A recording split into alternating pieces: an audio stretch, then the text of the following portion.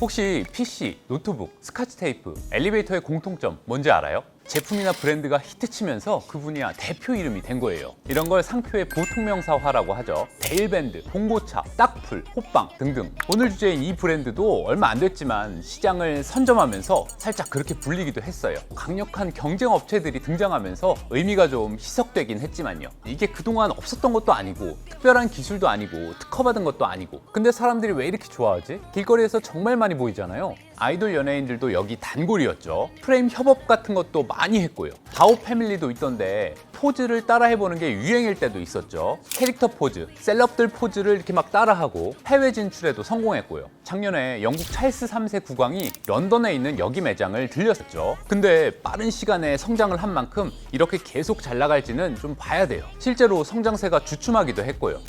자, 이번 주제는요, 2017년 사진 자판기에서 시작해 국내 셀프 포토 스튜디오 서비스를 이끈 인생 네컷입니다. 혹시 즉석 사진 찍어봤어요? 여권 사진 이런 거 말고. 저는 작년에 친구들이랑 저녁 겸 마시고 나왔는데 딱히 갈 만한 데가 없는 거죠. 집에 가자니 좀 뭔가 아쉽고. 근데 딱 보여서 기분도 좋겠다, 사람들도 없고 들어가 봤어요. 40대 남자 셋이. 근데 뭐 이거 얼굴이 막 빨개가지고 표정도 내 컷 다 거의 비슷하고, 근데 편하게 쉽게 찍을 수 있다는 장점은 있는 것 같아요. 그럼 이런 무인 사진 자판기는 언제 처음 나왔을까요? 19세기 말 프랑스 파리로 가보겠습니다. 1889년 파리 만국박람회, 프랑스 혁명 100주년을 기념해서 열렸고 에펠탑도 이때 지어졌죠. 혼자 사진을 찍는 포토부스도 처음 공개됐어요. 동전으로 작동하는 거였는데 작동시키려면 한 20명이 달라붙어야 하고 효율적이진 않았죠. 요즘 같은 기계는 1925년 미국에서 나왔어요. 러시아에서 이민을 온 아나톨 요세포가 발명하고 특허까지 받은 자동 사진 부스가 뉴욕 맨해튼에 설치된 거죠. 포토마통이란 이름, 25센트에 8장을 주고 인쇄하는데 8분 정도가 걸렸어요. 8분이면 그때 뭐 마법처럼 느껴질 정도로 엄청난 히트 상품이었죠. 그야말로 대성공. 줄을 길게 늘어서고 주지사랑 상원의원도 줄을 섰다가 사진을 찍고 그랬어요. 반년 동안 찍은 사람만 28만 명. 2년 뒤에 이 기계의 판권을 파는데 그야말로 대박을 칩니다. 얼마였을까요? 당시 100만 달러. 지금으로 따지면 1,800만 달러. 우리 돈 250억 정도였죠.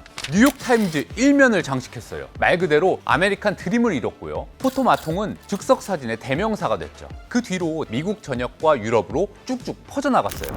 패션 잡지 에스콰이어는 마릴린 먼로와 오드리 헵번의 포토부스 사진을 실었죠. 앤디 워홀은 이 사진을 예술작품으로 승화시킵니다. 네컷 사진의 원조격이었죠.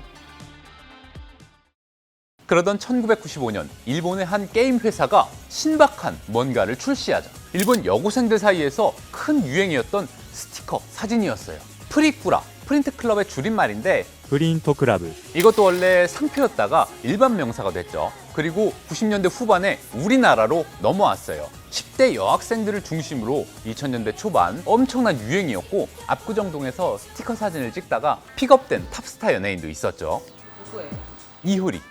효리는 스티커 사진을 찍다가 우연히 기획사의 눈에 띄게 된다.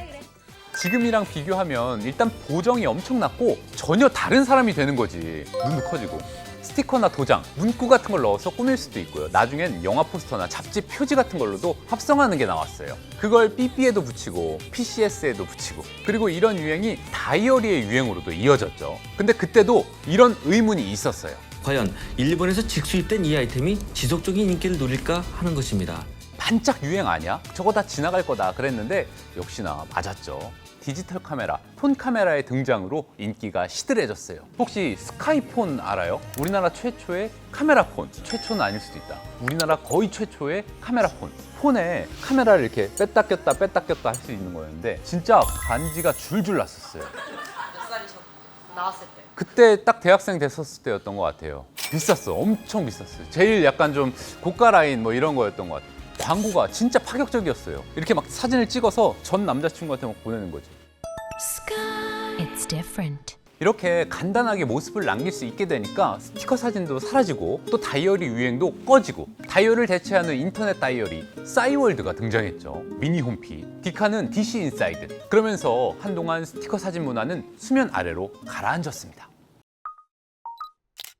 그런 2000년대 초반 생업전선에 뛰어든 한 20대 청년이 있었어요. 지금은 인생 네컷을 운영하는 LK벤처스 이호익 대표예요. 대학에서 자동화공학을 전공했는데 졸업은 못했고 돈을 벌어야 해서 이것저것 많이 했대요. 1년에도 명함이 몇 번씩이나 바뀔 정도로 많은 걸 시도하고 또 했다고 밝혔죠. 자판기 사업을 했는데 전부 다 잘 안 된 거지. 소주에 한창 뭘 타먹을 때가 있었어요. 웰빙주라고 홍삼액, 매실 원액, 또 홍초 같은 거 타먹었는데 이 대표 아이템은 녹차 진액 자판기였어요. 식탁 위에다 이렇게 올려놓고 미니형으로 수제 타면 순해져서 목 넘김도 좋고 숙취도 덜한. 근데 뭐 아무튼 2년 만에 접고 그 다음엔 무인 경비업을 했어요. CCTV를 설치해서 무슨 일이 생기면 출동하는 그런 총판을 한 거죠. 처음에는 좀 잘 되는가 싶었는데 갑자기 중국산 CCTV들이 쫙 들어오면서 또 확.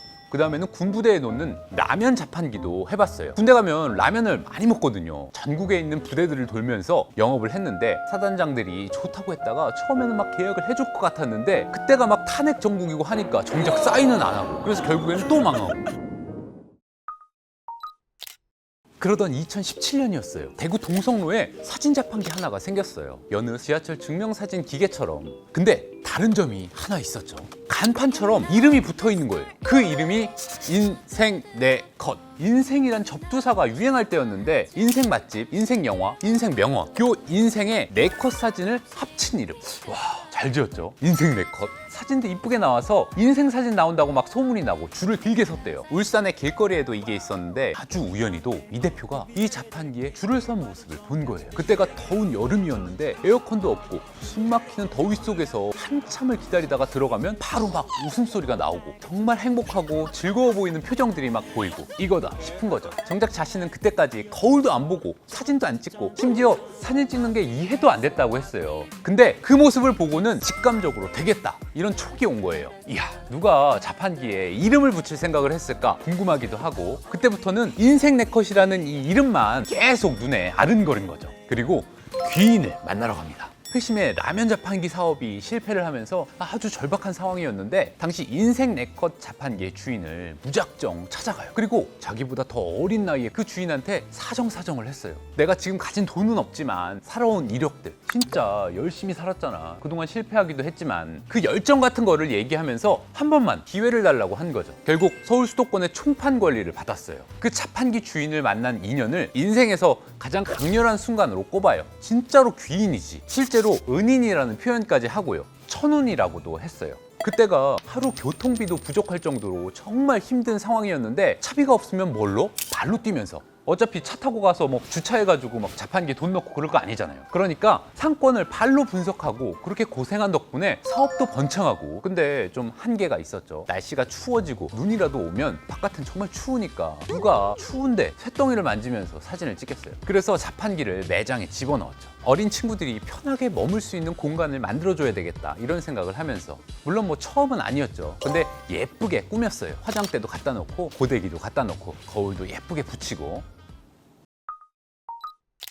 그때쯤 아예 인생 네컷을 인수하기로 합니다. 처음에는 주변에서 반대가 컸어요. 확장 가능성이 낮다고 본 거죠. 자판기를 이미 설치할 만큼 거의 다 했고 길거리에도 더 설치할 곳이 없고. 하지만 이 대표는 확신이 있었죠. 2018년 1월 법인 LK벤처스를 세우고 첫 매장을 열어요. 나중에는 상표권까지 다 사들였고요. 그때가 무인 상점이 많아질 때였어요. 특히 인형 뽑기 해봤죠? 재밌는 얘기가 있어.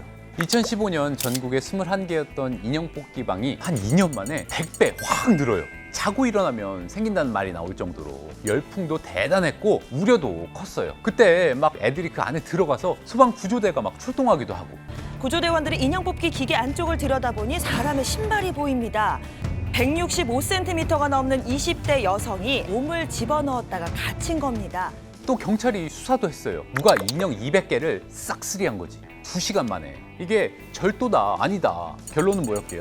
기술이다. 근데 그 수사 과정에서 전혀 다른 새로운 게 밝혀졌죠. 이걸로 갑자기 열풍이 확 가라앉았어요. 뭐였을까? 조작. 몇몇 비양심 업체들이 기계를 불법으로 개조해서 확률을 낮추고 이게 굉장히 컸어요. 이걸로 거의 망하면서 지각 변동이 일어나고 또 그 자리가 인생 네컷 같은 것들로 바뀌면서 엄청난 나비 효과를 일으킨 거죠. 또 코로나 팬데믹 때도 상가들의 공실 같은 게 이어지기도 했고요. 무인으로 운영될 수 있으니까 비용도 적었고. 다시 돌아왔어요. 아무튼 이렇게 매장 형태인 사진 부스를 만든 게 신의 한 수였어요. 날씨의 영향을 안 받고 무인 매장이니까 마음대로 사진도 찍어볼 수 있는 거죠. 직원들이 있으면 좀 그렇잖아요. 무인이니까 더 편하게 하는 거죠. 또 스마트폰 애플리케이션도 큰 몫을 했어요. 업계 최초였는데 앱을 기반으로 SNS와 결합을 하고 다양하게 확장을 할 수 있었던 거죠. 기본적으로 이름이 컸죠. 그 인생 네컷이라는 이름, 또 핑크색 간판, 뭐 이름이 다 했다는 얘기도 있으니까. 유행은 돌고 돈다지만요. 어떻게 20년 전 스티커 사진과 비슷한 방식의 이런 셀프 사진관이 다시 유행을 탄 걸까요? 디지털 시대만 살았던 세대들이 아날로그적인 감성에 대해서 매력을 느꼈다는 얘기도 있고요. 왜 노포를 찾아다닌 게 유행이었던 것처럼요. 근데 그것만으로는 좀 설명이 안 되는 부분도 있죠. 한 대학 광고홍보학과 학생들은 네컷 사진을 이렇게 표현했더라고요. 실물로 간직할 수 있는 소속감의 증표, 또 그걸 찍는 건 무리와 소속에 대한 피드백을 교환하고 확인하는 과정이라고 하더라고요. 암튼 그렇게 시작한 인생 네컷은 4년 만에 가맹점이 300개로 늘었어요. 또 2019년에 미국 맨해튼에 매장을 낸 걸 시작으로요. 아까 왜 100년 전에 포토마통이 처음 설치된 뉴욕에 진출한 거죠. 그리고 영국, 이탈리아, 필리핀, 베트남, 태국 등등등 해외로도 계속 나갔어요. 90년대 말 우리에게 스티커 사진을 알려준 일본에도 진출을 했는데 그때는 감회가 정말 새로웠겠죠.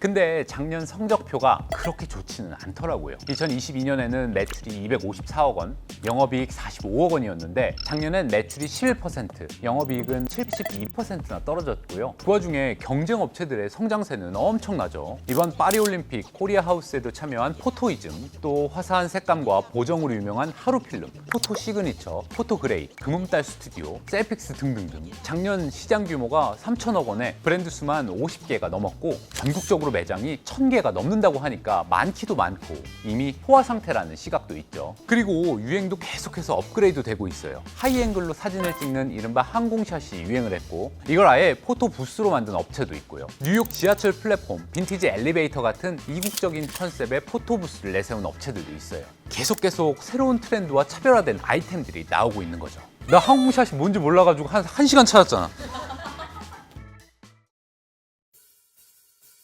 자, 국내 셀프 스튜디오 시장은 앞으로 어떻게 변할까요? 단순히 사진을 찍어 추억이나 기록으로 남기는 것에서 찍는 것 자체가 놀이로 진화를 거듭했고 젊은 세대만의 전유물을 넘어 세대를 아우르는 하나의 문화로 자리매김할 수 있을까요? 아니면 과거 일본에서 건너온 스티커 사진처럼 유행이 반짝하고 그치는 건 아닐까요? 그리고 그 속에서 인생 네컷의 5번째 컷은 어떤 모습일까요?